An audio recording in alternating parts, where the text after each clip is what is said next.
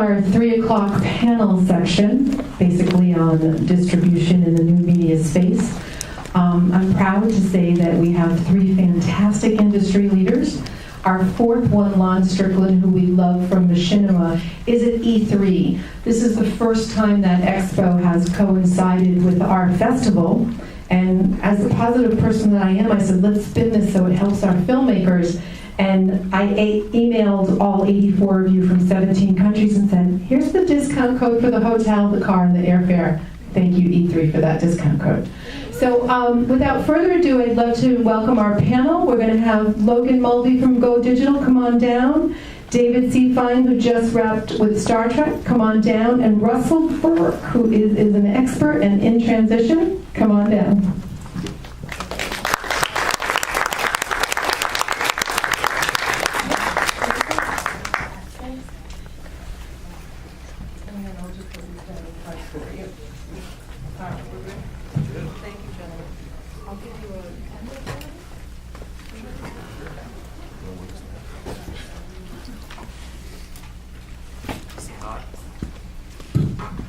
Hey, can you guys hear me out there? Yeah. Well, thanks for being here. I think I've seen some of the same faces as last year, and I appreciate you being here, and I know Susan does as well, and hopefully this is insightful for all of you. We didn't do any prep for this panel. Our hope was that everything would be off the top of our head and then could be more real, and then we could have an organic conversation, because I think there's some really interesting things happening in the entire space of content monetization and filmmaking and short form and long form and TV and social and mobile. And I think we've got a group here that can really add some pieces to the conversation. So hopefully you guys will ask great questions and be open and honest with us, and we're going to do the same. Why don't you guys introduce yourselves? That'd be great. Let everybody know what you're up to and what you're doing. Hi, everyone. Hi. I'm David Fein. I actually produced for Star Trek: The Motion Picture, the Director's Edition from years ago. She mentioned I just wrapped Star Trek. What I was actually doing is I just launched about 45 days ago a Kickstarter campaign to launch David Gerrold's The Star Wolf, which was a television series with David Gerrold, who wrote The Trouble with Tribbles, Dorothy Fontana, who had written and was a producer on the original Star Trek and a lot of classic Star Trek episodes, in addition to other ones where she helped develop the Spock character. And we had a group of Star Trek alumni, and so we were just working on that, and had a lot of experience with the Kickstarter campaigns, and it's exciting as we were launching a television series using crowdfunding, and there's other things too, but I'll pass on.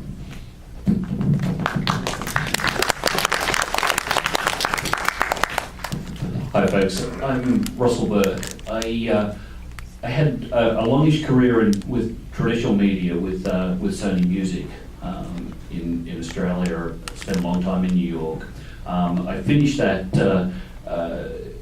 by joining a joint venture of Sony and Universal called Pressplay, which was the first legitimate digital music service, where we were trying to create a subscription music service somewhat before its time. This was a little more than 10 years ago.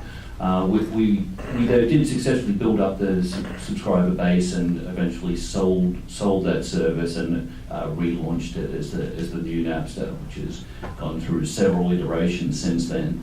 After that, the last 5 years or so, I've been CFO for a public company here in LA called NEWMEDIA, which was primarily in the business of distributing digital content for mobile devices, primarily cell phones, which was certainly gone through a lot of transition the last few years and become a difficult business. More recently, I have joined a startup called Magic Leap, which unfortunately I can't tell you a lot about, even though I'm very excited about it. We are building a brand new brand new platform that will have a great deal of connection with entertainment, with gaming, and with a number of other applications. As I say, I can't tell you very much about it at this point, but all I can say is stay tuned on that one. Sounds exciting. Thanks for the applause, guys, I appreciate it. And just for a show of hands, so we understand as a group and we can tailor our conversation towards, how many people in the room are filmmakers? So writer, producer, director, so a good amount. Actors? Yeah, same hands go up. Actor, model, dancer, director, producer, all in one. Well, good, I really appreciate that. A quick little ditty about me so you guys understand where I'm coming from. I started a company called Go Digital, and our main focus is finding independently financed films and aggregating them and distributing them across multiple platforms, domestically and internationally. So we'll find films at festivals like Sundance and South by and make them available in 100 million homes across North America, iTunes, Xbox, PlayStation, and sort of all the players in that space. And we really focus on finding niche audiences and engaging them and making sure that they are aware and will consume the content that we're selling. So that's where we are at this point.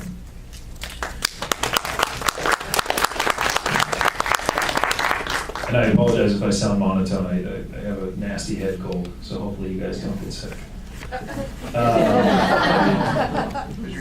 There's a lot of conversation these days, and I'm sure you guys see it, about sort of content everywhere, and the barrier of entry is very low. I mean, with applications like Fein, almost anybody can become some kind of filmmaker or content producer. And I want to open it up to the group here and find out, like, is that necessarily better, that content is everywhere and everybody's creating it and everybody has an opportunity to maybe or maybe not get their project, their art seen by the world? Well, it's wonderful we have the opportunity to get a project seen by everyone. So I mean, that's an obvious statement that you definitely want to see your project. But at the same time, I look at things that are on YouTube, and you have people that have 150 million hits, not 150 million, 1.5 million hits, to something that's the dog catching a frisbee. And when you have people that are working on telling stories, I'd like to see more of a separation between the two, so that when as filmmakers you're going to tell a story, your stories are not clobbered by the next dog with the frisbee. And it's almost as if I'd like to see that separation. I know YouTube is launching or has launched their different channels for content, but the quality of the content would get the customers is simply as I see it. But everyone should have a chance to tell their stories, and then you also have to be able to monetize it.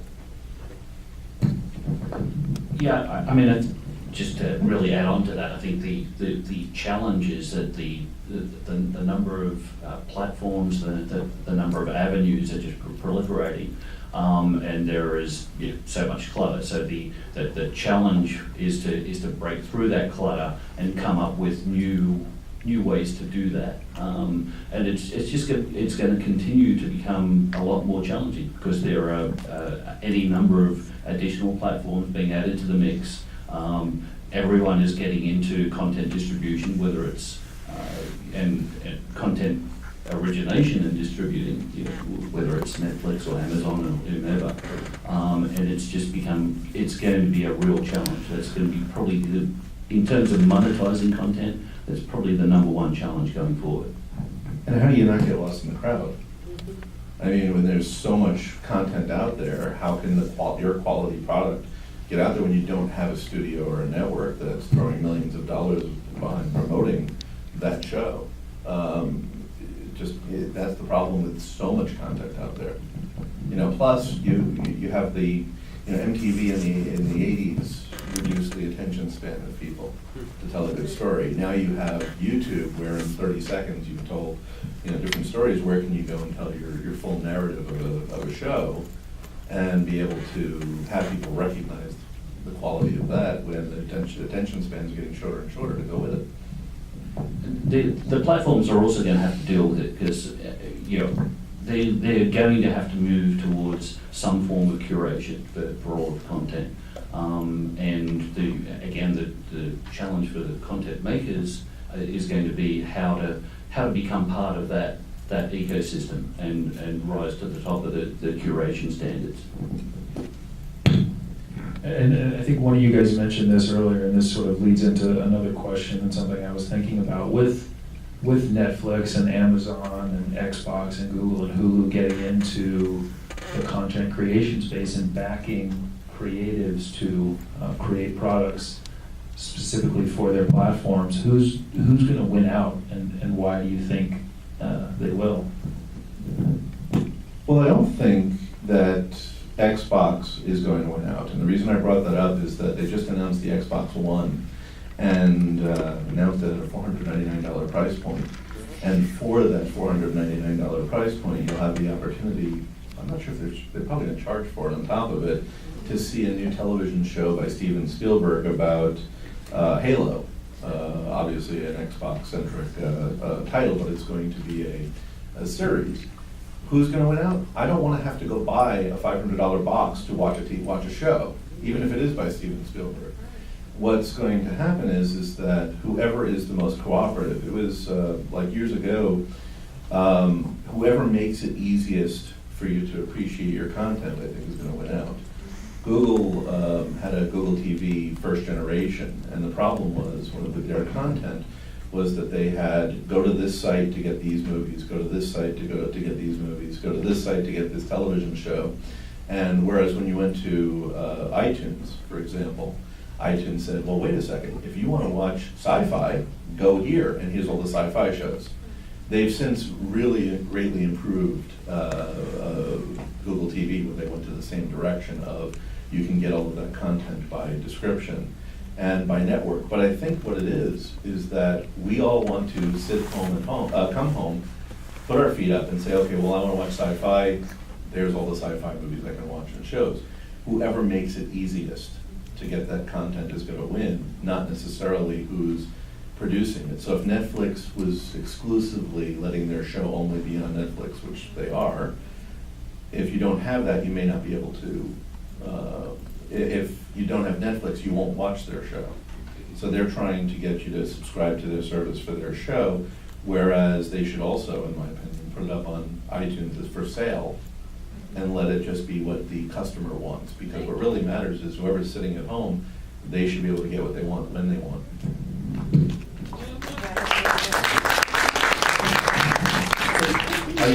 I agree with that in terms of whoever makes it easy, and I guess I'd probably add on, makes it easy to access anywhere, anytime.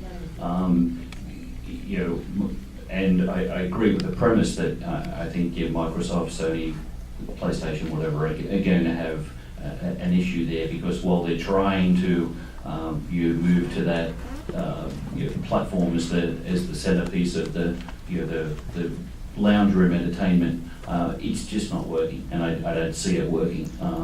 If you look at projections for entertainment going forward, it's all about mobile devices. And you look at surveys, people especially young people, are really viewing tablets as where they get their entertainment these days. And it's television is at risk of becoming a very much secondary part of the entertainment in the home. So I think the winners are going to be those that provide content where people want them, anywhere, anytime. I absolutely agree with you. And in order to win in the media, it should be Netflix. You should absolutely be able to turn around and say, well, have you seen this? And it's right in your hand. And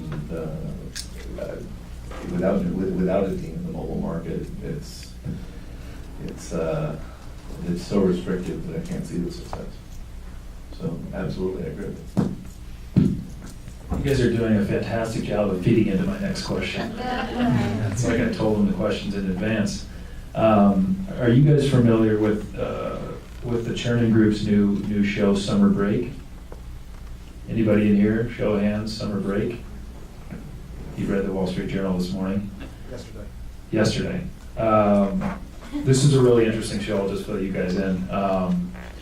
Instead of being on one specific platform and going to one place at one time, you follow the characters on summer break through their social interactions with each other. So you check them out on Twitter and on Vine and on Facebook and on Tumblr and on Instagram, and you learn the story of what they're doing through their social media interactions with each other. So it's a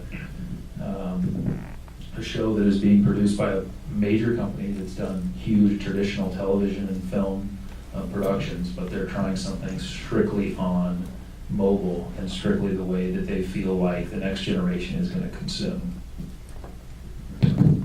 And there's a few examples of that around. People probably heard of Defiance on the Sci-Fi Network as well, which is originally launched as a game with a strong social media interaction, and with the premise that the reaction to the game, the reaction via social media, will influence the way the story develops and is portrayed on the TV show, which follows and is promised to be interactive. Now, critical reviews haven't been all that great, but the premise is interesting. What I'd like to know is there a bystander way of watching what's happening? Meaning that if you're dealing with multiple markets and multiple platforms in the sense of Facebook or Twitter or just everybody that's telling part of the story, is there a way for people who don't have that much time to be able to come back and watch the show or get the qualities that are being presented in each part? Is that going to be the disc release? And since discs are going away in general, it seems, is there going to be a way that even in the future, if you love the show, how are you going to archive all of information and present it? Is there going to be a final version that just has all of the information presented? I get excited about looking at every project from where you're going with marketing and getting the stories out there, but also to what's the best experience once you're finished, because that's a piece of your history that you put on the shelf that should have everything, and that's where I enjoy just digging into it sometimes after the fact. It's the same thing about watching a television series. I enjoy especially a series like 24, where so much happens that I don't want to wait for the next episode, so I'll wait till the series is over just to watch it through. And even though 24 hours tends to run faster without commercials. But when we talk about projects like this, I'm excited about it, but I can't see in my life having the time to watch them through. But I'd like to see them. I don't think you're the audience they're going after on this one. I get that, but I'm thinking that if, as a producer from that perspective, I'd like to see how I could capture me as an audience member as well after the fact and packaging it and getting all of that out there. And I would think that so much would be lost. Yeah, I mean, I believe they're going to be doing a final wrap-up where you can see everything, and I imagine there'll be a second window after their sort of original air dates or following, or whatever they're going to call it now. I guess it's not an air date, where they'll have a reunion show or something like that ties it all together. But interesting just to see how it all plays out. And not having seen it, I also wonder, how do you know where to go next? And if you missed one thing, do you suddenly find that you're lost? Yeah. Is it not? I don't know. I guess these are the questions they got to ask and find out. It also sort of comes around to a sort of an interesting trend, and perhaps a slightly frustrating trend from a content creation point of view, which is the way entertainment is being consumed is also in a distracted mode. There's a lot of trends toward multitasking, so that if people are watching TV or whatever, they're also playing with their tablet. And there's been some interesting initiatives of trying to create content that is both on one screen and delivering complementary content. And I think there's going to be a lot more efforts along those lines to try and capture the attention of people in a comprehensive way.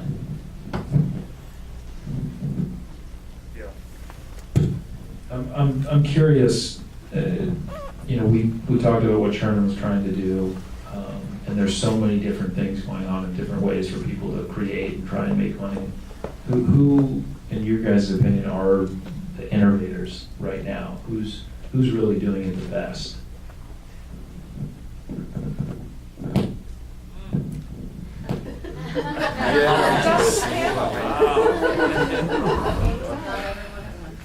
I think it's a confusing market out there. I don't know where I would say who's doing it the best, because you have,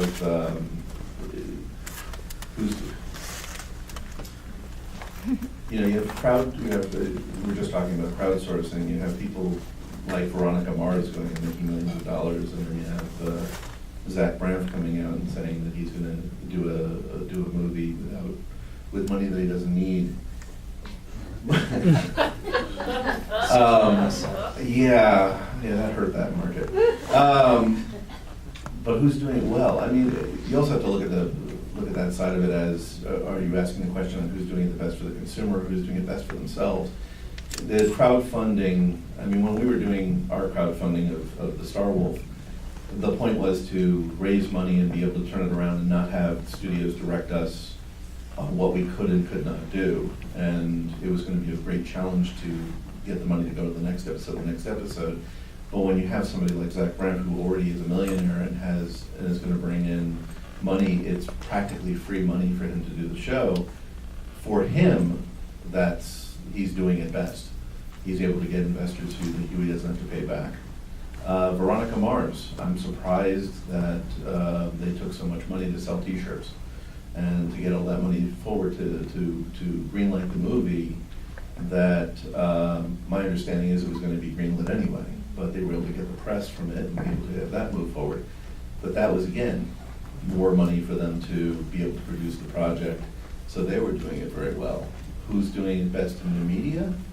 I mean, I'm still looking at the distribution model, which is, I still think iTunes is doing a great job. I think Netflix is coming up. I know Google Play is trying, but they're not quite where iTunes is. But those are the ones that pop to mind right away. I know there's a lot of second players that are trying to come in, but I don't see them as successful as iTunes is going with the Apple TV and as you say, every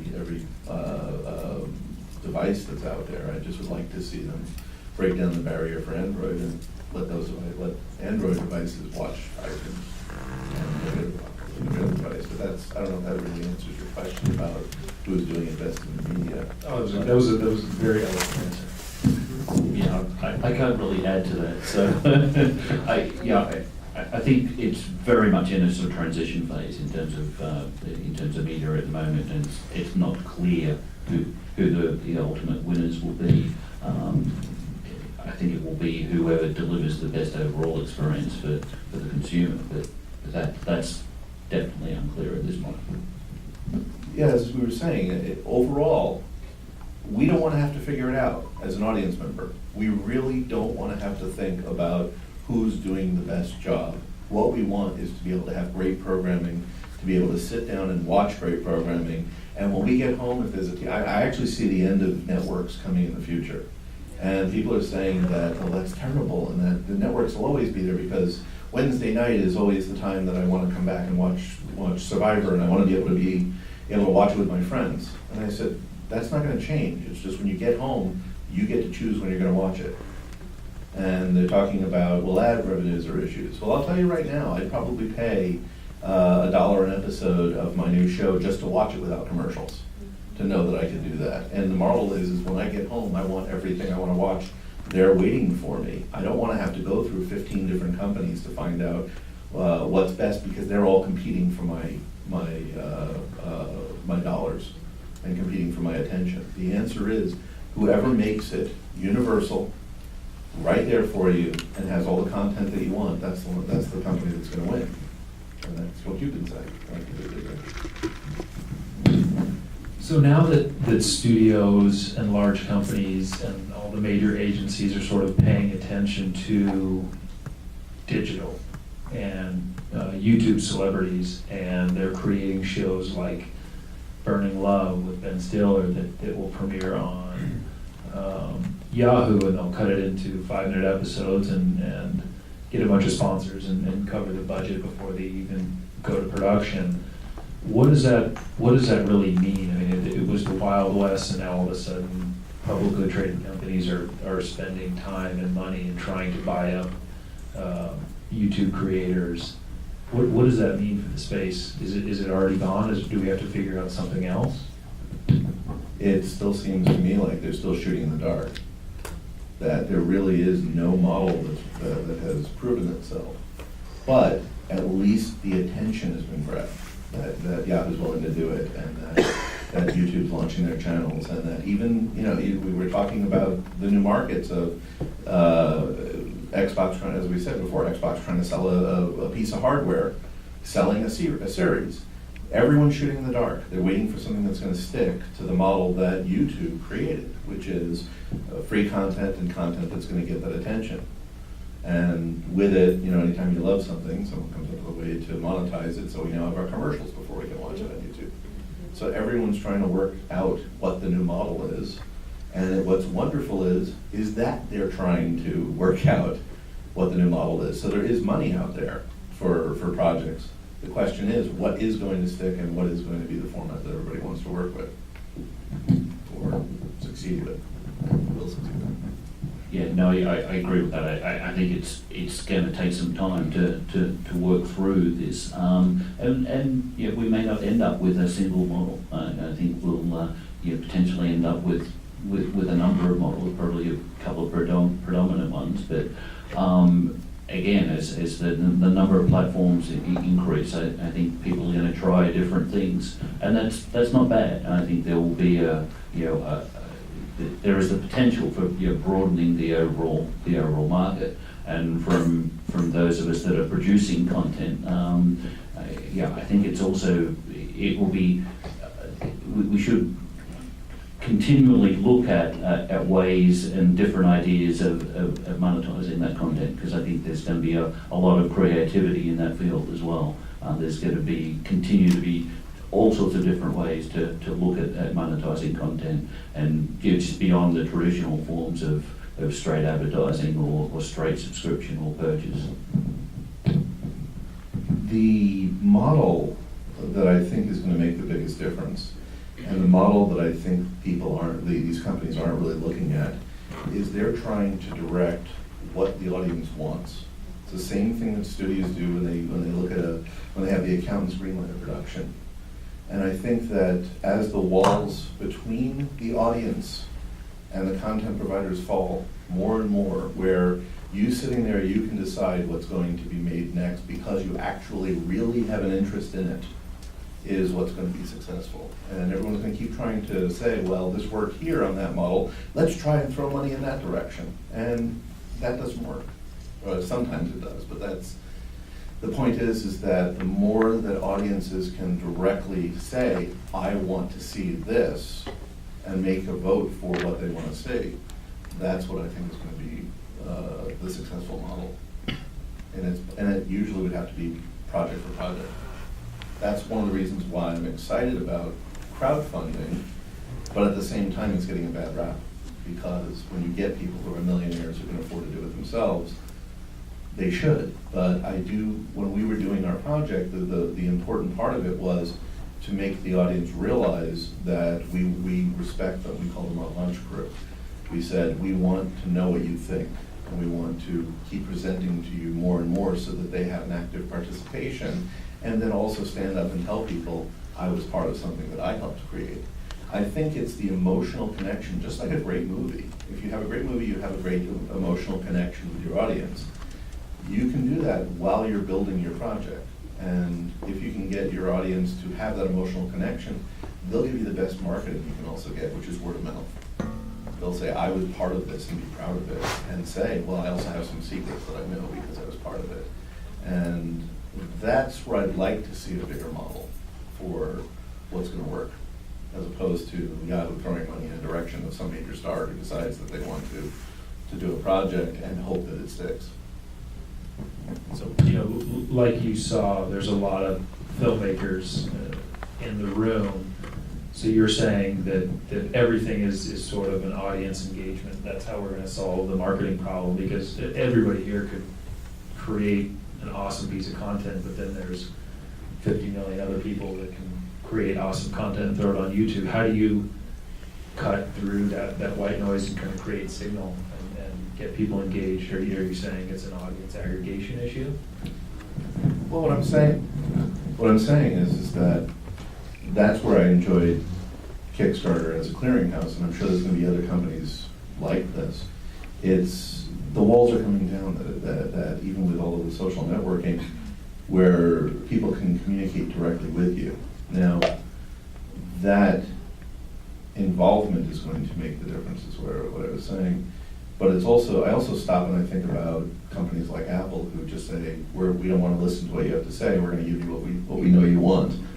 And they've had a pretty successful time with that. But right now, the internet seems to be all about freedom and communication. And being able to collect that input from people. Even if you do your first project and get their attention, it's in that involvement, that connection, that I think will be most successful. Did that kind of answer the question? Yeah, I mean, it circles back to what we first started talking about, which is sort of clutter. I mean, I don't see the studios going away. There may be more players as the the barriers to entry get smaller. But there's still going to be a need for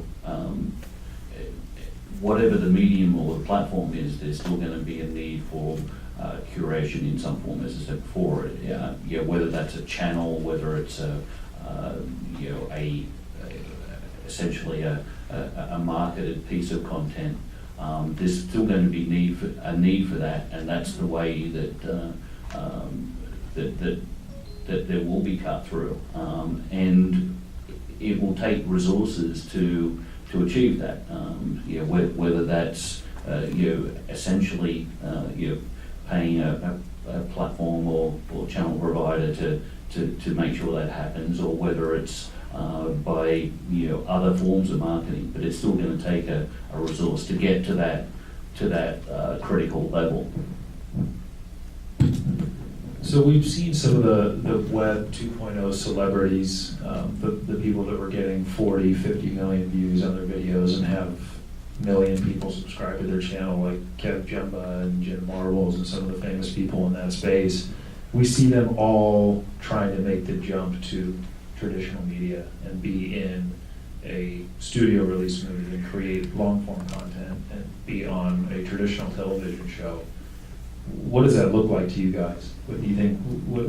How's that going to pan out? This is a group of people that have had an audience that have been used to watching everything for free from these people, and now they're trying to make that jump and be movie stars and television stars and recording artists, where people have to pay to get that content. You think that jump's going to work for them? Well, I think it's with anybody who's talented. If you create a product that is what the audience wants to hear, they're going to vote with their dollars.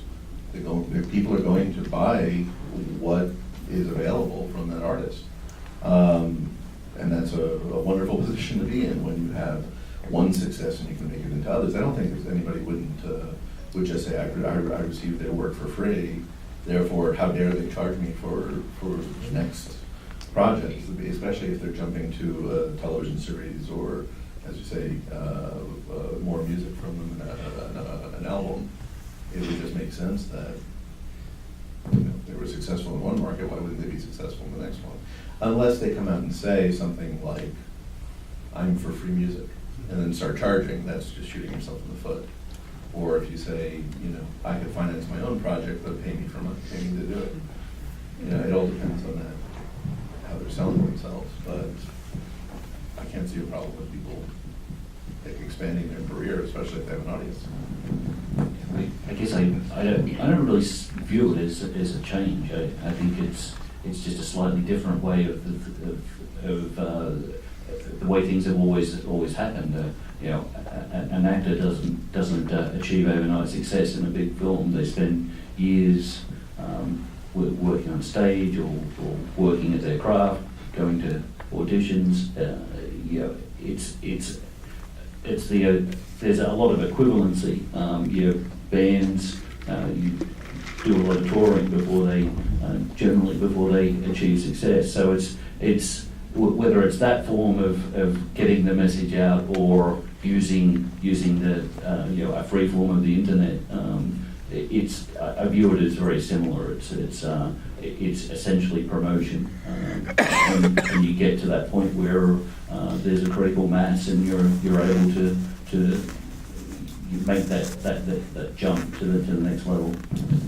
Paying your dues with the benefit of the internet to produce what's in it. I disagree with both of you. I think it's going to be extremely difficult. I think that the me generation, especially the ones that are 14, 15, that have never paid to watch a Harvard Sailing Club video or a Jenna Marbles video, and then they turn around and the videos are no longer available for free, and they're asked to pull out their credit card and pay for them. I think it's going to be very difficult. Well, I misunderstood your point in this case. You're saying taking the same content that had already been free and monetizing it, that's not acceptable. But if you're saying that they're taking a jump and going from one market where they were successful with their free video and then going into something new, which was the way I understood your question, where they're going and producing being part of a television show or a movie, but it's not the content that you're getting for free being monetized. I would be very much against something that was for free, solely charging me for it. I listen to a lot of podcasts, and I've noticed lately that there's a point where they're saying, okay, well, if you want to listen to the old ones, you have to pay for it. And I won't do it. I'll just say, okay, well, now I know I have to listen to them and not wait so long. But because I don't appreciate that unless, there's an archive or something. But the point is that once you've given me a gift, don't take it away from me. So I misunderstood your question. Yeah, I mean, I guess what I meant was when they jump and start producing their own feature-length movies, and it's not available for free on their YouTube channel. So we sort of misunderstood each other. And then what does that mean? Are those people going to make the jump? Michael Gallagher had 3 million people that followed his YouTube channel, and then he made a horror movie called Smiley, and it wasn't successful because he was asking people, hey, you need to pay for this film. Well, if he was doing, let's say they announced they're going to do a Walking Dead movie, okay, and he's cast his role in the Walking Dead movie, I wouldn't expect to go to the movie and That's different. Yeah, that's the way I'm looking at it. But if they're staying their own channel, you have to be able to say, these people can't do it for free forever. If you want to continue to be producing the content that you're enjoying, I could see future episodes or future products being monetized for the reason of these people have to work too. If you want it, you have to pay for it to a certain degree. It's the same thing about companies that will give you nowadays. They've been discounting DVDs of the first season of a show, hoping that you'll love it and want to go buy the other seasons, instead of what most people do, is they buy the first one and wait for the others to come down in price. But if you get hooked, you'll come back. And that's not a bad business model, unless they've, as you're saying, they've built an entire career on this free product. In a way, it's not fair to the artist. But if they're crossing the line from something that they're producing as a free product on YouTube to working with a big studio who has expenses, and when that money is made, it's for the entire project, that's when I fully see supporting it financially. I mean, I probably view it as the experience. If it's the same experience, then no. People aren't going to pay for the same experience. If it's different in some form, whether that's much better quality, whether it's a better way to experience it, whether the form is much better quality. If there's a way to differentiate it and make it easy for people, that they will pay for it. But I do agree that if it's exactly the same, that's a real challenge. I'm going to ask one last question, and then I want to ask that same question of the group. And this is something that Susan brought up, and I think it's a really good question for all of us to think about. What defines success in this this new digital content monetization world that we live in. And I'll give you an example. We had a film, and it was an independently financed film that had some television stars in it, and it had over 3 million trailer views on YouTube. And the filmmaker was completely ecstatic. The film didn't perform. Not at the box office, not on DVD, not on iTunes, not on cable VOD. So what defines success? I have a very basic answer for what defines success. And that's having people enjoy your work. Really, so many of us, especially with new media, are able to produce projects at little or no cost, depending on what the size of the project is. If you do something bigger than, if you break even and people love it, you've achieved a great deal of success. If you lose money, I don't know that necessarily know that that's a great success, but if people loved your work and were touched, then I would say it is a success. But there's different levels of what you call success in that way. And to know that I've had an effect on someone in my work, and know that people appreciated it, and that I knew that what I was doing could outlive me 100 years. If it was something that people would just come back with, that's what success is to me. A lot of people would then say, well, if you have a number of hits, if you have this much money, if you've made millions, those are wonderful benefits. And I would hope people get a chance to enjoy the work. So in this case, the filmmaker was not able to pay back his investors. People enjoy the trailer, but they didn't enjoy the movie. I didn't necessarily think that I'd call that a great success. If he has to find other ways to pay back his investors, I wouldn't necessarily call it a great success. But if you love something and other people love it, and you do have someone behind you that will help it be monetized, they should be able to pay back the investors at some point. And coming into the point of being able to have achieved that, I'd be happy to shake the person's hand and say, you did a good job. Hard to disagree with the creativity answer. So, yeah, I mean, as you say, there's all sorts of way to analytically define success, and that's I guess where I'd go to is trying to work out why there was such a disparity between the apparent interest and the ultimate success, but it's also the nature of this business of creating creative content. It's not always going to work, and sometimes it's layered. It's built on project after project, and pinpointing where success will happen is extremely difficult. All the studios have a formula for the way they do things, but it doesn't always work. Even Disney will put out John Carter from Mars. So is it okay if I ask a question and rephrase it? So we have a lot of independent filmmakers that are making in like new media categories, web series, Steam, trailers, shorts, features, docs, machinima, LGBT, digital comics. They will, when we ask for a press kit, they'll say, we have an internet star. They got 1 million hits on YouTube. So when I ask what is success for this particular audience, and we'll think on more a novice versus they're going to studio level, how do they pitch that so they're speaking the language to move up on the ladder to studio level without hurting themselves? Because when I talk to studio people, they say 1 million hits doesn't mean anything. You're not a star. We're grateful you got 1 million people, but how does that monetize, which equals success? So what do these new media filmmakers do with that information, these metrics that they're getting online that they think from their point of view is successful? How do they use it in a format to go to that next level with their career?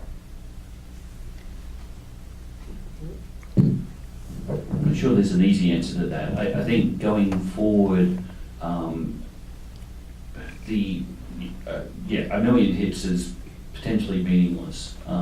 What is meaningful is actually capturing the other end of that is capturing a loyal fan base, and interactivity is key to that. I think going forward, there's going to be more opportunities to display statistics which go to interactivity, that go to actually communicating with people and having them interested and communicating back.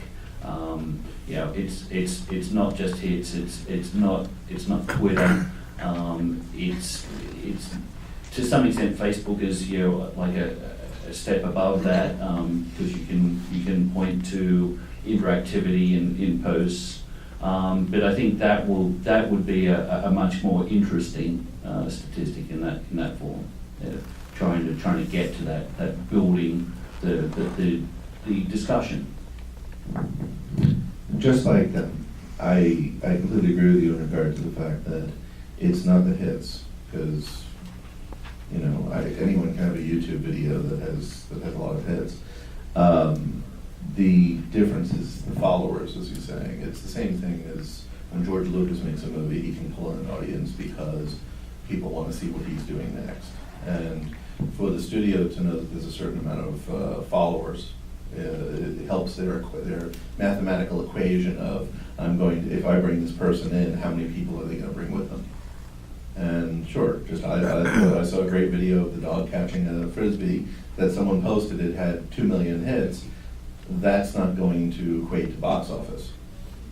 It will equate if that person made 30 videos, and when they put something up, immediately it gets those hits, because whatever they say is going to be followed, that is marketable, that is valuable to a studio. But being able to present that is something that I don't know the way of saying, well, I have 1 million followers, but then proving it each way, other than through YouTube, where it says how many followers you have, or Facebook, and have those be active. A perfect example of someone who took followers and turned them into a massive power is George Takei. Just looking at his different social media outlets, he has become a media sensation, where if he does say something, I was looking and he said those people who know what less than 3 equals comment on this.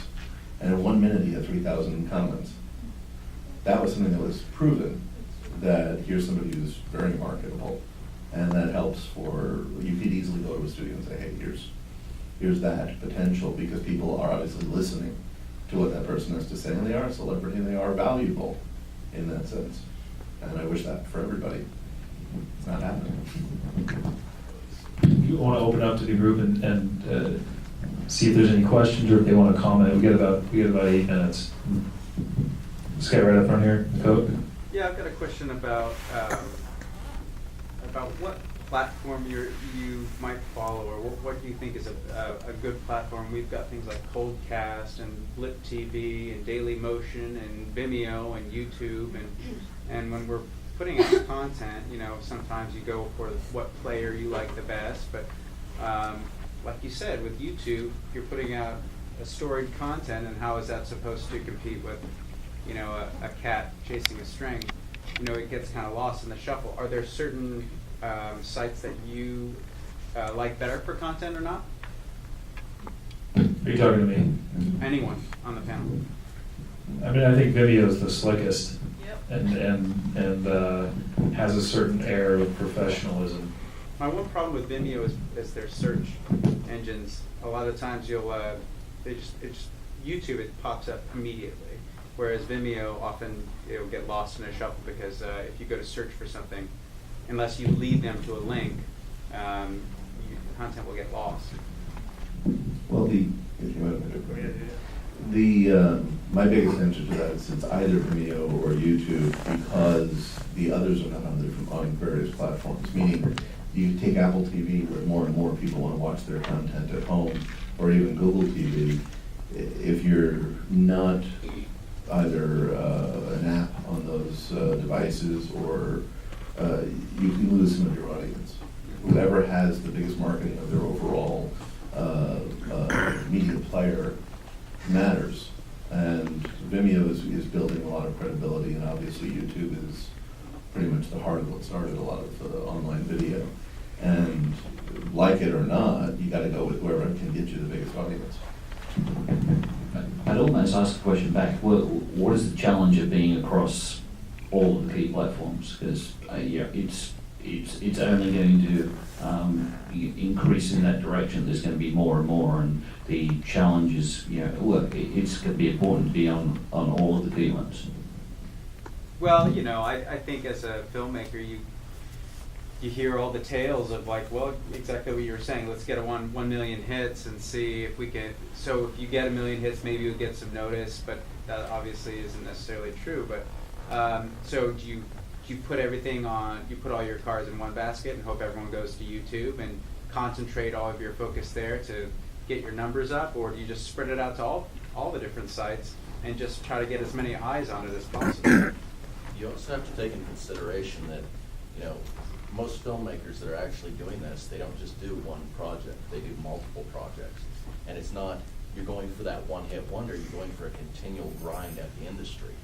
And that's how even small studios and individuals get a following base, get a viewership, and in turn, each project sells more, which then backlogs the other sales of the prior projects. And I hear you guys talking about everything back to studios, but this is indie film. The focus of this is indie film and new media in indie film, which YouTube is, you look up Cute Kitty on YouTube, you get 150,000, you can't find the damn web series, Cute Kitty or whatever. And that's why they've lost such a market share. Vimeo and other things like that, yeah, they have their issues, but it's a better stable platform. But the same principle is in market share, there's 7 billion people on this planet. Indie film is growing at a faster rate than studio film. You're getting 1,000 projects to 1 produced every year. We get more viewers produced every year, and everybody's going to the web's platforms. The problem is that everybody keeps having to focus on how do we get it into a studio. You need to figure out how to get it into an indie film platform that will get you a continual grinding base. No, I think you're right about that. And the interesting thing that I'm coming across is the fact that there's I think there's a transition going on between content that's 2 minutes and content that's 12 minutes, and getting people to watch something over a period of time, more than 5 minutes, and coming back to it. It's an interesting, like, how much attention span do we have for something? Are we willing to watch something longer in a story over over many episodes? I don't know. These guys do all kinds of. But I want to interject for a moment because there were a couple of other hands in the audience, and we only have about 3 minutes. I just want to, I applaud you guys for chiming in, but I do want to get some of those other hands that held up. So if we can address the questions to our panelists, that would be great. Thanks. Susan's tough, guys. I'm East Coast and I'm Italian. Sorry. Actually, I'm not sorry. I'm East Coast and I'm Italian and I'm proud of it. Thank you. Okay. Earlier you spoke of crowdfunding, and I was just wondering what delineates a good campaign and crowdfunding from a not so good campaign, and what's the best path if you're going crowdfunding? What do you need a good trailer or what? So his question is, what is the best path for crowdfunding? Well, the most important thing that I believe for crowdfunding is you have to engage your audience. You have to be respectful to your audience. There's a lot of campaigns. If you want to know how to create a campaign that will fail, create a campaign that's all about your trailer, that's all about your project, that's all about what you're doing, and then saying, well, I'd like people to jump on board with this, and then leave them alone. It really is about involving people and getting them to know that they are part of your project, that they are your support, that they are taking a role with it. The thing that I was trying to do with the Star Wolf rewards was that everything I gave them made them part of the project, made them the launch crew. Their T-shirts would be to promote the show and say, I was a part of something.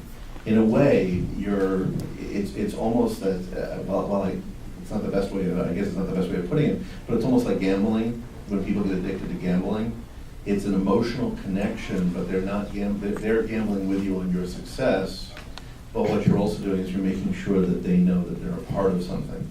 And that helps them to go out, and they're the best cheerleaders to bring more people in. We had more people when I just turned around and said, guys, we need you to come out, go out there and sell for us and just help get this thing going because you want to see it, we want to see it, we're together. And you can't forget that emotional connection, even in your story. And yes, it does need to have a great trailer. Thank you. So I'd like to comment on what filmmakers are telling me about crowdsourcing and what's working for them. They're saying that Indiegogo, I'm telling you what, I'm just a messenger in the middle. Indiegogo allows you to either take whatever money is raised for a higher percentage or the full amount. And then Kickstarter, it's from my understanding, just the full amount. My suggestion to you is take the money and make the film, even if it's a third of what you needed. Make that an excellent story, excellent quality, it's total running time that meet its purpose, and you will get the money next time. But I'd like to bring something back because what most of you don't know is that Go Digital, of which Logan created, is an award-winning digital distribution company. We're 4 years new Media Film Festival. They've been pretty much with us since the beginning. And we together, first of all, I love everyone that works with them. It has been tumultuous. It has been ever-changing. What we've needed, how we've needed it. For me, because New Media Film Festival is all about, what's your story, what format are you shooting on, what platforms are you putting them on. My biggest goal is to make money on your film so you can make another one. We have monetized films that are 1 minute total running time. My biggest challenge is that the independent filmmakers have meltdowns. They don't know what a deliverable is, and they don't know how to deliver it. Case in point. Susan has dealt with some crazy filmmakers. I had a lovely Frenchman who is an exquisite filmmaker say to me he didn't want to submit anything to the festival, and I said, I love your work, what do you got this year? And he said, and I immediately CC'd him with the filmmaker, and I said, hey, what's up with that? The filmmaker never delivered his content. I have 10 emails that said I asked for it, his company asked for it, we can't sleep on your doorstep. See what I mean? So we're here to help you. Every single person on this panel came here today to help you. So they're sharing wisdom from their world, and hopefully you'll take what works for you and move forward. But honest to goodness, if we offer you opportunity, please don't take every other time in your life that you weren't afforded opportunity and sort of splat on us, because that's sort of what happens, right? Sorry, they do. I love my emails. I don't always have to respond to them. So how about if we take one last question, because we've got a couple more minutes. But I remember it was sort of farther back when I actually saw all the hands go up. There you are, way up there. Hey. We'll let both of you if you do them quick. Thanks. No, go ahead. Yeah, okay. What is your opinion about using like ad campaigns through YouTube and Facebook just to build an audience and a following that way? Ad campaigns through Facebook and YouTube, building a following that way. We've found it's been very difficult for our films when there is a generic ad saying, hey, follow us. One, because the follower doesn't mean much, and two, it can become expensive, and we have a lot of trouble tracking what that engagement means to the entire life cycle of the film. We found it's much better to find other avenues, whether it's doing something offline or going to networking events like this to start the groundswell of engagement and audience and people that want to be a part of what you're doing. And there was one other gentleman. There you go. So, say you've just finished your product, you're an independent content creator, what would you say that it's better to immediately put it on a YouTube or a Vimeo or something like that, or is it better to try and shop it around to potential distributors? Which is the best way to go, especially when you're independent and you don't really know all those things yet? What type of content did you create? What's the length? And web series. Length is 14 episodes. Total running time average of each one. 7 to 10 minutes. Subject matter. It's a comedy. So a comedy, and what did he say the average total running time was? All right, my question is it boy humor? Is it boy humor? Yeah, what kind of comedy? No, it's not. It's more intellectual. Okay, intellectual comedy. I would go to some of the pre-established channels and sites within YouTube and College Humor and Funny or Die first, and talk to the big boys that already have an audience that they can engage. And if that doesn't work, then I think it's using some of the tactics that we've all talked about in here to start, put it up on Vimeo, but then build your own groundswell of fans and support and viewers. I'd like to ask the panel a question. What would you like to see in new media? In a perfect world, if all our technology was just immediately in front of us, like a Star Trek transporter. People telling good stories. As I said before, I agree with you. It's I want to be entertained. If there was any difference technically, I'd like to have everything in my living room on a projector. I would like more access to bigger films. I want to know what's going on while something's made and then after. I don't want limitations. I want to know everything that I can about a project if I care, and know nothing if I don't care. But be able to enjoy the film. I want improved quality. I don't want to have cell phone movies on my screen. I want to see highest quality over the internet. That can go on forever. With the technology today, there isn't any reason why you can't have a high production value on a small screen. We no longer have to convert and pixelate. As long as it's 1080 and above. Russell? An immersive experience, both on the creative side and taking advantage of the technology. That to me is what it's all about. It's something that engages you. What I'd like to see is I'd like to see a more unified rating system, to be honest. There's so much content out there. Sometimes Can you define unified rating system? Because we still have children that really should not be seeing some of the content. Really should not be seeing some of the content that is out there. It's the same thing as we're saying, where at some point you're just going to sit down, all your content's going to be available, and it really won't matter who's distributing it. They'll still be available in your one standard system. There should be some type of standardized ratings for, as you're saying, even PGG. Just above or below a certain maturity level. That's one part of the ratings. I'm also saying quality star ratings. Like 5 boxes of popcorn? Rotten Tomatoes, that type of thing? Like Rotten Tomatoes, but more consumer oriented, and of course, then you have a million people coming in there and trying to stuff the ballot box. I see you smiling, Russell. What do you have to add to this? I think it will all be. I do see technology improving, and it has the potential to really improve the experience right across all these things that we're talking about. And I sort of link it back to what I was saying before about interactivity. That technology will enable a much closer relationship between the person that creates and the person that consumes. So I just want to say, I love you guys. So thank you so much for being here. Russell Burke, David Fein, Logan Mulvey.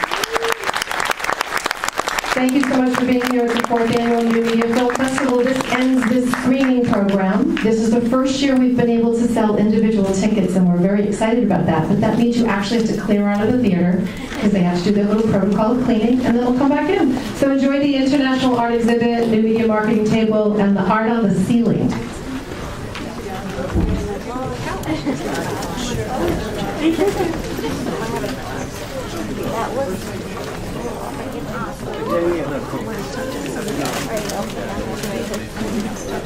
Yeah, I know. What is that?